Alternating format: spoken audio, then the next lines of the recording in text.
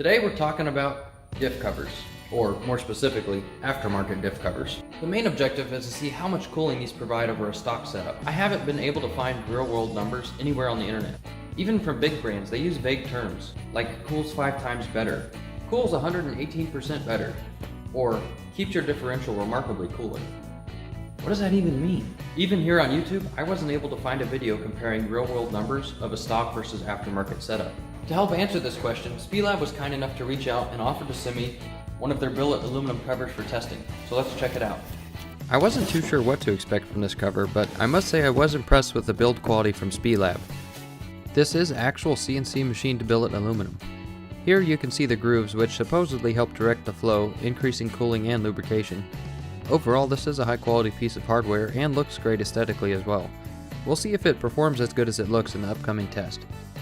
Not only does it look great, it also has features to back it up. It has a fill plug at the top, it has a drain plug at the bottom, it has your little sight glass for your level indicator, and it even has a small plug here in case you overfilled and want to let out just a small amount of fluid. The stock cover has none of those things. As I mentioned earlier, our goal today is to do a real-world temperature test between the stock differential cover and the SPELAB billet aluminum cover. To keep things as controlled as possible, I chose to do this test back-to-back on days that had the same weather conditions and around the same time of day on both days. I will also be tracking the exact same route on both days. The first part of the route consists of 9 miles on the highway with a 60 mile/hour speed limit. Then an 8.7 mile loop on the interstate where I'll keep the speed above 75. Here I have my 16-foot dump trailer loaded down with some scrap. I also put a few extra logs in there for extra weight. This should help put a load on the truck and ensure we get a good temperature reading. Alright, let's get this show on the road. 8 minutes to the interstate. I'll see you there.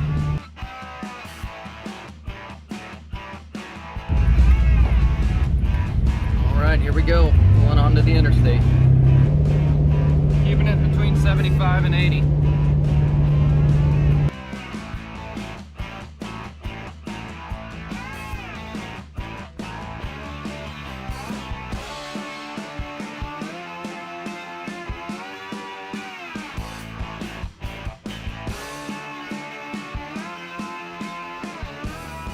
Alright, here's our exit. As soon as we get there, I'm going to stop and check the temperature. Alright. Currently 90 degrees ambient. Sitting at about 147, 145 on the top side. 150-ish on the low side.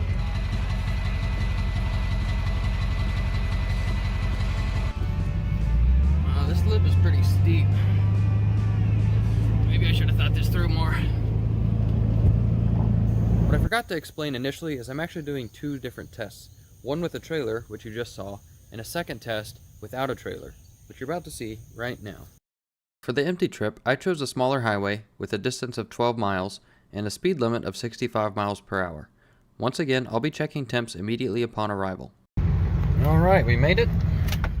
Let's check our temperature. Ambient air temperature is 84 degrees. I'm going to check this just below. Looks like we're sitting at about 119. Check one a little lower. 123, 124-ish. Front sitting about 125.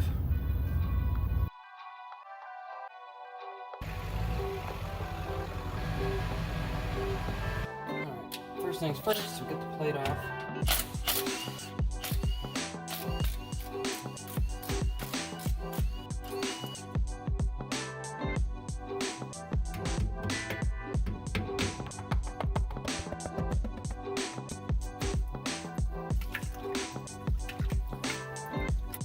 There's a small sump here that holds a little bit of oil. I would recommend draining that out. I'm going to be using my handy vacuum canister for that today.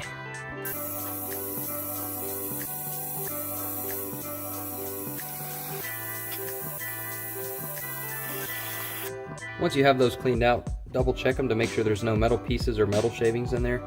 Mine are fairly clean because I did this service about 2 years ago. For anyone concerned about magnets, the drain plug has one on it, and I might add that it is quite strong. The SPELAB cover is notably heavy compared to the stock cover.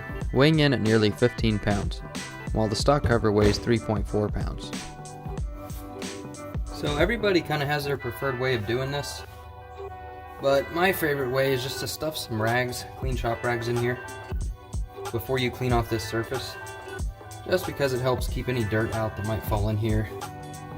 This is probably overkill, but I've always preferred to do it this way.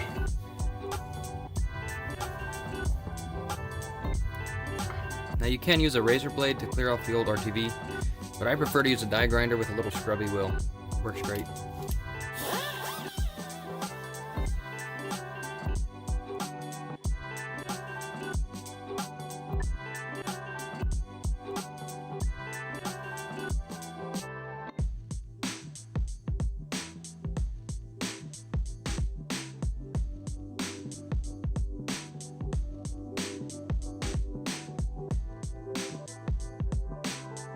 Now for this part, take just a little bit of brake clean and then go all the way around the edge. Clean it up from any oil or any small pieces of silicone you might have missed.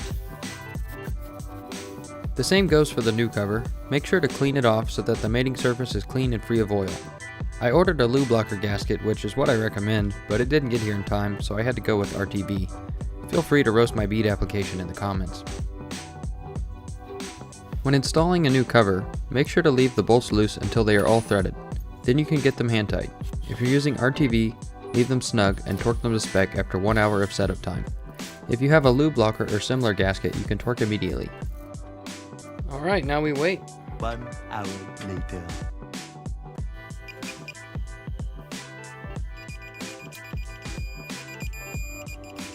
Alright, I'll see you guys tomorrow when we fill this thing up. The next day. Time to fill up our new cover. For anyone wondering, there is an O-ring that goes around the plugs, and this also has a magnet in the end as well.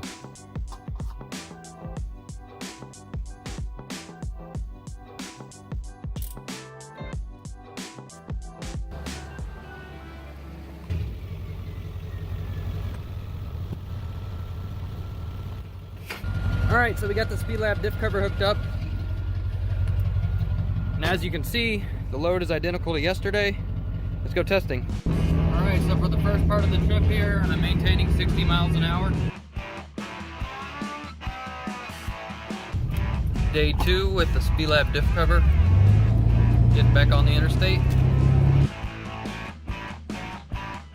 Once again, I'm right between 70 and 80. Have cruise control set. We'll finish the loop out and see where we end up at.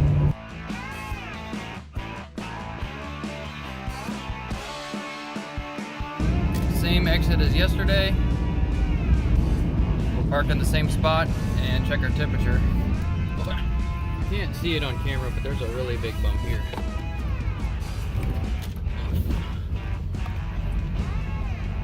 I'm gonna turn the truck off today so you guys can hear me better. Alright, our ambient temperature is 88 degrees, so about 2 degrees off from yesterday. 150 at the top, 150 at the bottom. Alright, checking the front. About 150. Just a quick disclaimer on this time-lapse footage. If it looks familiar, that's because it's the same clip as earlier. The file got corrupted, so I had to reuse this one. Alright, day 2 with the SPELAB. Let's go check our temps. Alright, day 2, ambient temperature is 84 degrees. 137 near the top. About the same for the bottom. Front of our diff.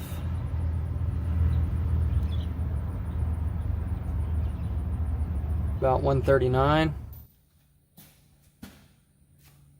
That's a lot of numbers, huh? Let's go see what they mean. So, during the loaded trailer test, the stock cover saw temperatures of 147 at the top, 150 at the bottom, and 157 at the front, respectively. The SPELAB cover saw temperatures of 150 degrees at the top, bottom, and front, which suggests it has a much more even heat distribution compared to the stock cover. During the empty test, the stock cover saw temperatures of 119 at the top, 124 at the bottom, and 125 at the front, while the SPELAB saw 137 at the top, 137 at the bottom, and 139 at the front. So, based off these numbers, it would seem like the SPELAB performs better under load compared to the stock cover. I should also note that aluminum has much better thermal conductivity compared to steel, so on paper the SPELAB should be better. But I'm not an expert in thermal dynamics, so if someone out there is, I'd love to hear your opinion in the comments.